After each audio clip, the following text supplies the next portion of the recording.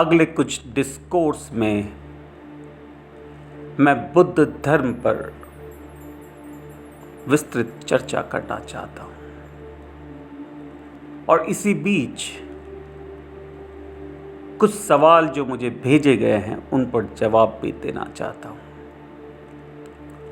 आपकी एकाग्रता जरूरी होगी।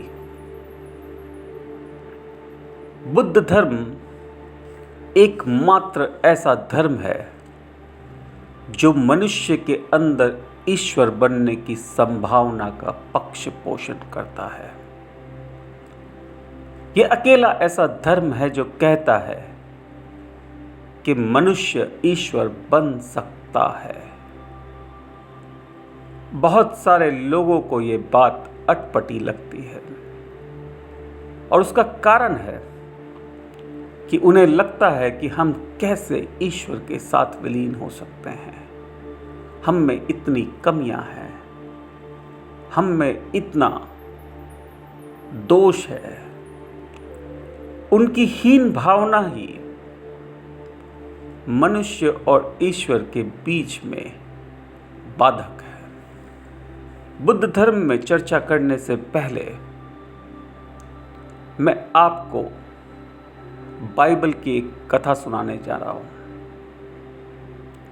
और इस कथा का बुद्ध धर्म की शिक्षा पर विशेष असर है। इस कथा के अनुसार एक बार एक व्यक्ति था जिसके 2 पुत्र थे। बड़ा पुत्र बहुत परिश्रम करता था, आज्ञाकारी था, खेत में काम करता था और छोटा पुत्र परिश्रम नहीं करता था, उद्दंड था। जैसे ही छोटा पुत्र 18 वर्ष का हुआ, उसने अपने पिता के समक्ष बंटवारे की बात रख दी। बड़े पुत्र ने कहा, इसे क्या देना, ये तो कोई काम नहीं करता, निकम्मा है, बात नहीं सुनता, इसे संपत्ति में से कुछ नहीं मिलना चाहिए। परंतु पिता ने खेत के 2 टुकड़े कर दिए। एक टुकड़ा बड़े बेटे को दे दिया और दूसरा टुकड़ा छोटे बेटे को दे दिया। छोटे बेटे से कहाँ खेती होनी थी, उसने शाम को ही खेत को बेच दिया और पैसा लेकर शहर चला गया। शहर जाकर व्यसन में लग गया, वेश्यावृत्ति में लग गया, शराब पीने लगा, जुआ खेलने लगा और कुछ ही दिनों में अपना सारा पैसा खत्म कर बैठा। पैसा खत्म होने के बाद उसे पुरानी बातें याद आने लगी। उसे अपने भाई का परिश्रम दिखाई देने लगा, उसे अपने पिता की दया दिखाई देने लगी, उसे अपनी गलती का एहसास होने लगा। गांव जाना चाहता था वापस, परंतु इतने पैसे भी नहीं थे कि गांव जाने के लिए कोई सवारी कर ले। पैदल ही निकल पड़ा और कुछ दिनों बाद अपने गांव के बाहर पहुंच गया। उसकी ग्लानि उसे गांव में प्रवेश नहीं करने दे रही थी। वहीं एक पेड़ था, पेड़ के नीचे बैठ गया और थका हारा था, इसलिए उसे नींद आ गई। गांव के लोगों ने जब उसे देखा तो वो पहचान गए। वो दौड़े दौड़े उसके पिता के पास गए और कहा कि तुम्हारा छोटा बेटा आया हुआ है। बाप घर छोड़कर नंगे पांव ही भागा। अपने बेटे को उसने देखा और उसे गले से लगा लिया। उसे घर ले गया, नहलाया, खाना खिलाया, नए कपड़े पहनाए और गांव को रात को रात्रि भोजन पर निमंत्रित किया। गांव प्रसन्न था कि बेटे को बाप मिल गया है। गांव प्रसन्न था कि बाप को बेटा मिल गया है। इस प्रसन्नता के बीच एक व्यक्ति को यह बात अटपटी लग रही थी और वो व्यक्ति था बड़ा बेटा। बड़ा बेटा समझ नहीं पा रहा था कि मैं आज्ञाकारी था, मेहनती था, परंतु मेरा पिता इस छोटे बेटे को कैसे इतना स्नेह दे सकता है, ये बात उसे गवारा नहीं हुई। उसने सवाल उठाए कि ऐसा कैसे हो सकता है। सत्य यही है, ईश्वर हमें माफ कर देता है। जो व्यक्ति ग्लानि के आंसुओं से नहाया होता है, उसे ईश्वर बिना कोई द्वेष रखे माफ कर देता है। और समाज के अच्छे लोग इस बात का विरोध करते हैं कि कैसे हो सकता है कि इतने गलत कार्य किया हुआ व्यक्ति भी ईश्वर को प्रिय हो गया। सत्य यही है, बुद्ध धर्म भी यही सिखाता है कि हम में ईश्वर के साथ विलीन होने की पूरी संभावना है। हमारी हीन भावना ये कहती है कि ये कैसे हो सकता है, मैं तो नाली का पानी हूं, इतनी गंदगियां है मुझ में, इतने द्वेष है मुझ में, और ईश्वर समुद्र है, स्वच्छ है, मैं और वो एक नहीं है।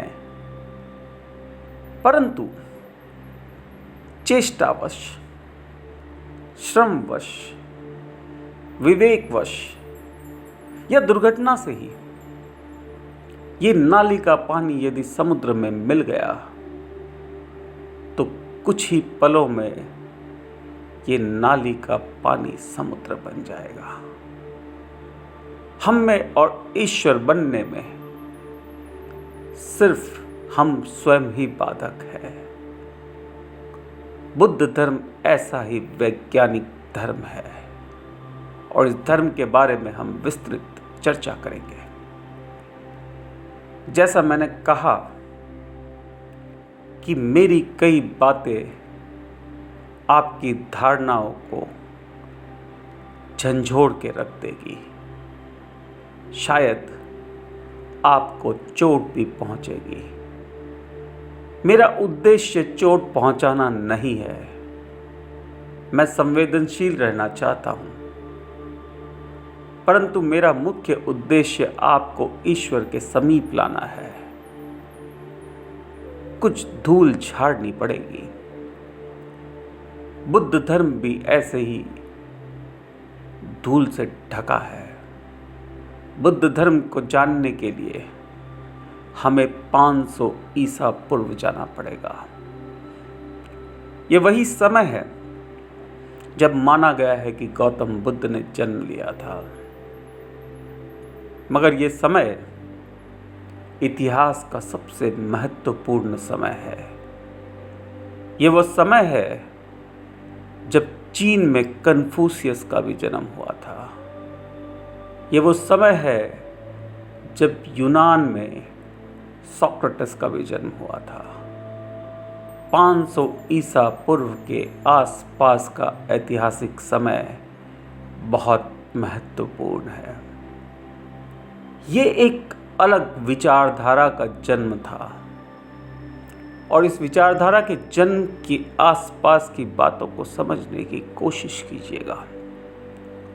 ये वो वक्त था जब अरब के देशों में मूसा का प्रभाव था। तोरा लिखी जा रही थी और पैगंबर मूसा लोकप्रिय थे। यह वो समय था जब जैन धर्म अपनी चरम सीमा पर था। यह वो समय था जब कृष्ण धर्म अपनी चरम सीमा पर था।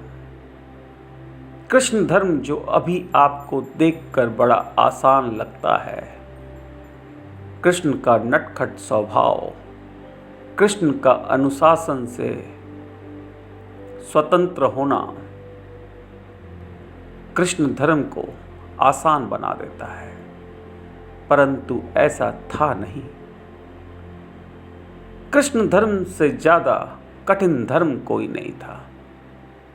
हम आगे कभी बात करेंगे इस बारे में, और मेरी पुस्तक में विस्तृत रूप से इन चीज़ों का जिक्र किया गया है। कृष्ण ने जितने भी दानव मारे अपने बालकाल में, वो बंधन थे। पूतना माँ के दूध का बंधन था। कृष्ण स्वतंत्र होना चाहते थे। सक्टासुर एक पालने का प्रतीक था।